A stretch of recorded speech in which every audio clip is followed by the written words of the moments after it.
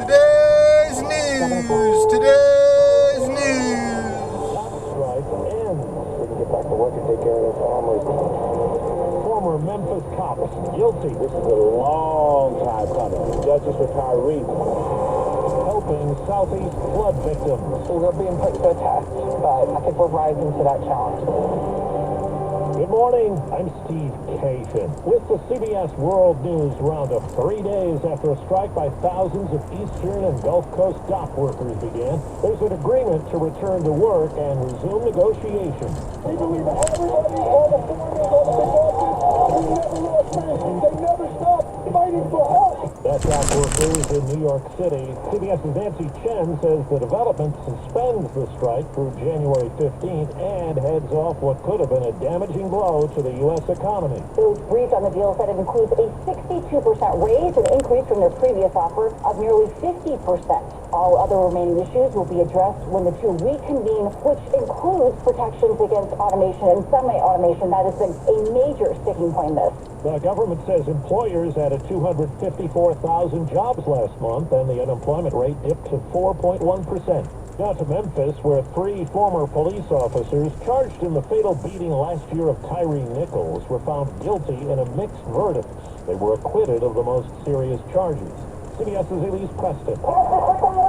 Tyree Nichols' mother, Rovon Wells, exited the federal courtroom to the sound of supporters chanting her son's name. All of them have been convicted of something, and they're all going to jail. Wells' son died nearly 2 years ago, days after he was repeatedly kicked and punched by former Memphis police officers. Damn, I didn't do anything. Prosecutors argue the officers did not tell medics the extent of force they used, yet the brutal assault and Nichols' cries for his mother were caught on police body cams.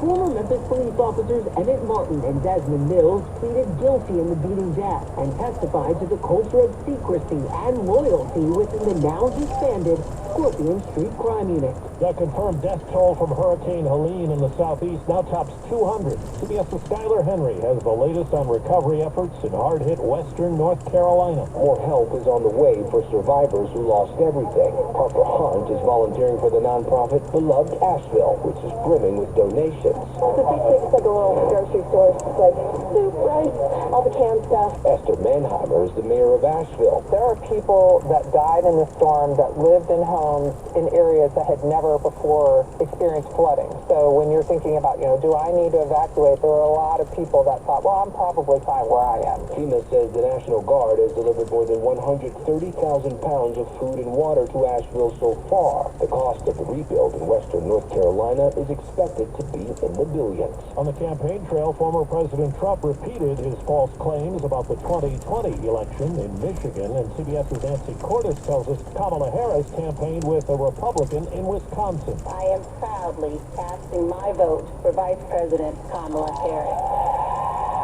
Former Congresswoman Liz Cheney may be conservative, but at a rally in eastern Wisconsin, she argued voting against the Republican nominee is the patriotic thing to do. There is not an ounce of compassion in Donald Trump. It was a major moment for the Harris campaign, which is hoping that Cheney can help them win over even a sliver of Republican voters.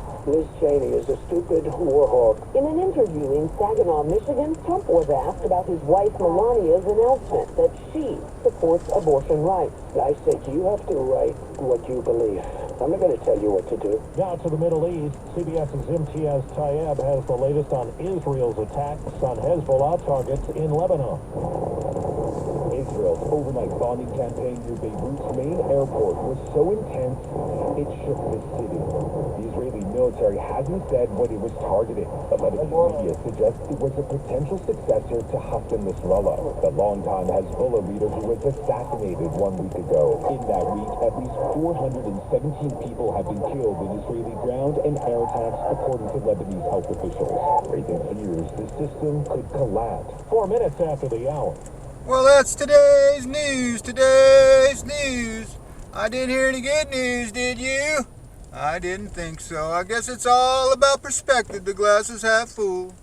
Well, as always, I'd like to thank you again for coming along with me on these Dash Cam News adventures.